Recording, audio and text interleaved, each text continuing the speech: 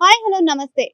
ప్రస్తుతం మనకి హైదరాబాద్ లోని జీహెచ్ఎంసీ ఎలక్షన్స్ అయితే రాబోతున్నాయి. దానిలో భాగంగానే కళ్యాణ్ నగర్ వెంచర్ 3 లో ఎవరైతే ప్రజలు ఉంటారో వారి సమస్యలు, వారు రాబోయే రోజుల్లో వారు ఎవరిని ఎంచుకుంటారో అసలు వాళ్ళ అభిప్రాయం ఏంటో తెలుసుకునే ప్రయత్నం చేద్దాం. అండి, ఇప్పుడు హైదరాబాద్ లో జీహెచ్ఎంసీ ఎలక్షన్స్ అయితే రాబోతున్నాయి. జీహెచ్ఎంసీ ఎలక్షన్స్ లో ముఖ్యంగా మనకు కావాల్సిన మున్సిపల్ ప్రాబ్లమ్స్, జీహెచ్ఎంసీ ప్రాబ్లమ్స్.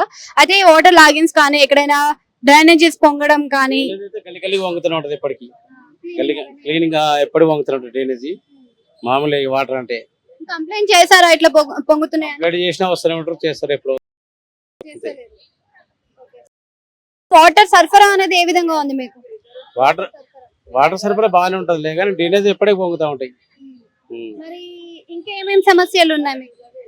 ఇంకేం గవే కదా పబ్లిక్ కావాల్సింది.